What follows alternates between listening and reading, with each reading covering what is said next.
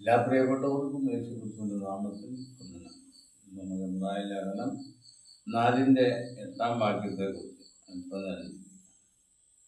പുത്രനെങ്കിലും താൻ അനുഭവിച്ച കഷ്ടങ്ങളാൽ അനുസരണം പഠിച്ച് തികഞ്ഞവനായി തന്നെ അനുസരിക്കുന്ന ഏവർക്കും നിത്യരക്ഷയുടെ കാരണഭൂതനായി തീർന്നു.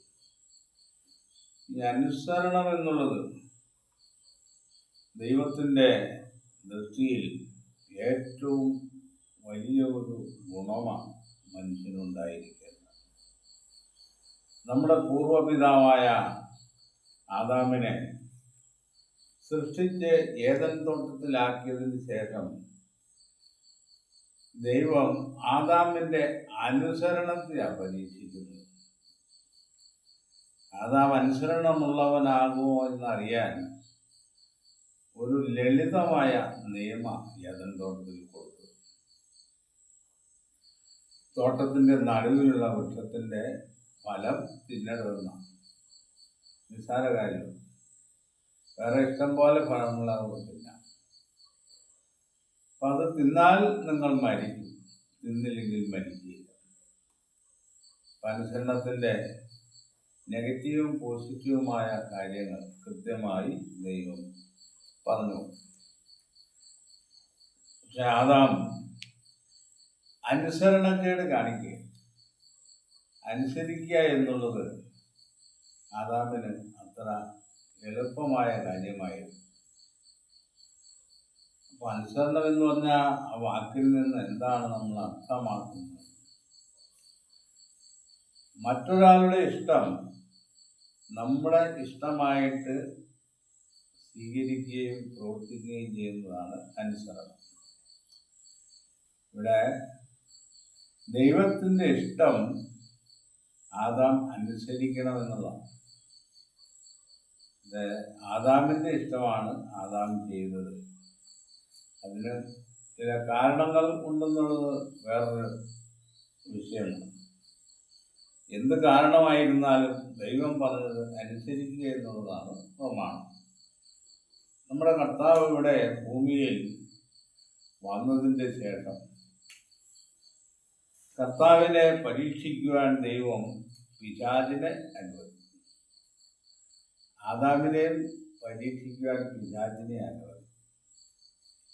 പിശാച് ചില പ്രലോഭനങ്ങൾ ആദാമിൻ്റെ മുമ്പാകെ വയ്ക്കുന്നു.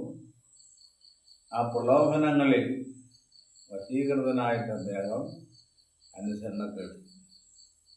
യേശുക്രിസ്തുവിനെയും പരീക്ഷിക്കേണ്ടതിന് യോർദാനിൽ സ്നാനമേറ്റതിന് ശേഷം ക്രിസ്തുവിനെ പരീക്ഷിക്കേണ്ടതിന് ആത്മാവ് അവനെ മരുഭൂമിയിലേക്ക് നടത്തിയെന്ന ആരുടെ ആത്മാവാണ്? ദൈവത്തിൻ്റെ ആത്മാവ് തന്നെയാണ് യേശുവിനെ മരുഭൂമിയിലേക്ക്. സാത്താൻ 2-3 വിധത്തിലുള്ള പരീക്ഷകൾ ക്രിസ്തുവിൻ്റെ മുമ്പിൽ വയ്ക്കും. പക്ഷേ പരീക്ഷകളിലെല്ലാം കർത്താവ് വിജയം പ്രാപിക്കുന്നു. നിന്റെ ദൈവമായ കർത്താവിനെ പരീക്ഷിക്കരുത് എന്ന് എഴുതിയിരിക്കുന്നു. പിന്നെ മനുഷ്യൻ അപ്പം കൊണ്ട് മാത്രമല്ല ദൈവത്തിൻ്റെ സകല വചനം കൊണ്ടും ജീവിക്കും എന്ന് പറയുന്നു. നിന്റെ ദൈവമായ കർത്താവിനെ പരീക്ഷിക്കരുത്. ഇങ്ങനെ സാത്താൻ്റെ പ്രലോഭനങ്ങൾക്കെല്ലാം പഴയ നിയമങ്ങളിൽ നിന്നുള്ള വാക്യങ്ങൾ ഉദ്ധരിച്ചുകൊണ്ട് പിശാചിനെ നിശേഷം തോൽപ്പിക്കുക കർത്താവ്. അപ്പോൾ ആ രംഗങ്ങളിലെല്ലാം കർത്താവ് വിജയിക്കും. കർത്താവിൻ്റെ ക്രൂശീകരണത്തോട് അനുബന്ധിച്ച് അതിനു മുമ്പുള്ള പീലാത്തോസിൻ്റെ അടുക്കലുള്ള ന്യായവിസ്താരത്തിൽ യേശുവിനെ ക്രൂശിക്കാൻ കൊണ്ടുപോകുന്ന സമയത്ത് അനുഭവിക്കുന്ന യാതനകളും വേദനകളും 100% കടുപ്പമേറിയ പരിശോധനകളായി. ഈ പരിശോധനകളിലെല്ലാം കർത്താവ് വിജയിച്ചതായിട്ടാണ് വേദപുസ്തകം നമ്മളോട് പറയുന്നത്. പുത്രനെങ്കിലും താൻ അനുഭവിച്ച കഷ്ടങ്ങളാൽ അനുസരണം പഠിച്ച് തികഞ്ഞവനായി എന്ന്. ദൈവം എല്ലാവരെയും പരിശോധിക്കുന്നുണ്ടെന്നാണ്. ഈ കാലത്തും ദൈവം എല്ലാവരെയും പരിശോധിക്കുന്നു. അതിൽ ദൈവത്തിൻ്റെ ഇഷ്ടം ചെയ്യുന്നവർക്ക് ജീവിതത്തിൽ വിജയങ്ങൾ ഉണ്ടാകും എന്നുള്ളത് ഉറപ്പ് തന്നെയാണ്.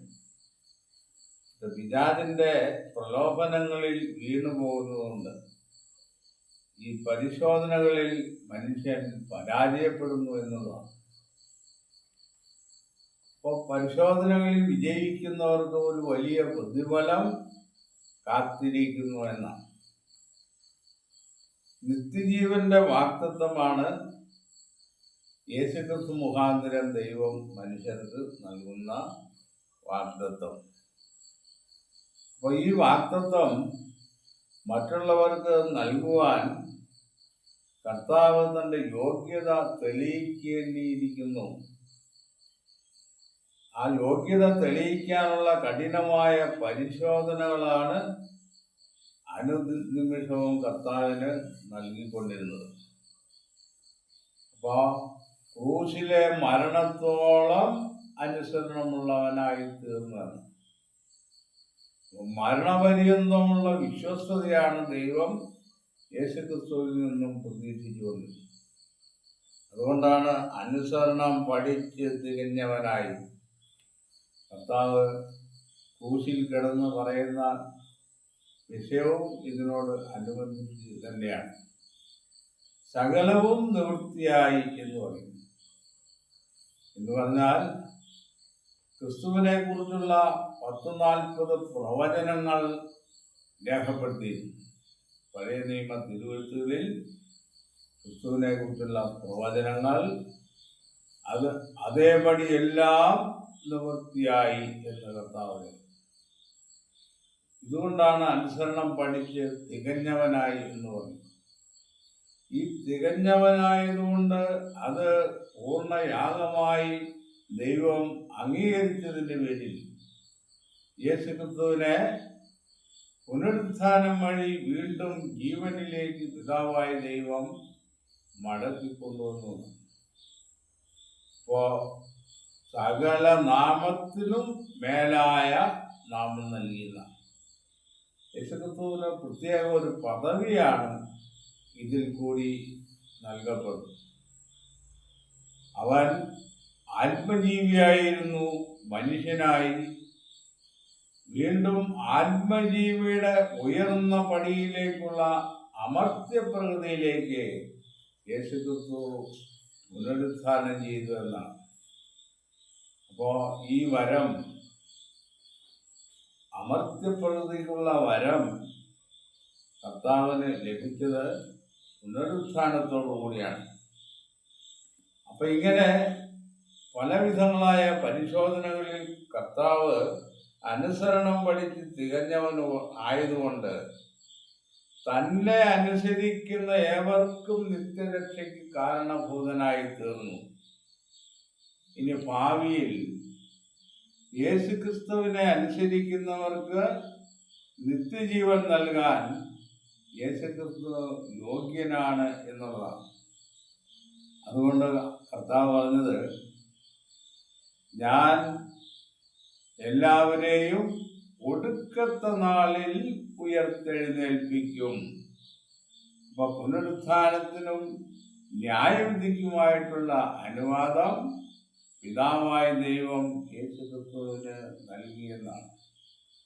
അപ്പൊ ഈ പദവിക്കും അധികാരത്തിനും യോഗ്യനായി തീർന്നതുകൊണ്ട് യേശുക്രിസ്തുവിൻ്റെ മറുവിലയാഗത്തിൻ്റെ പ്രയോജനം നമ്മുടെ പൂർവ്വപിതാവായ ആദാമിനും അവൻ്റെ സന്തതി പരമ്പരകൾക്കും ലഭിക്കുന്നു എന്നുള്ളതാണ്. ഈ വിഷയത്തെക്കുറിച്ച് ഇത്രയും പറഞ്ഞ് അവസാനിപ്പിക്കുന്നു.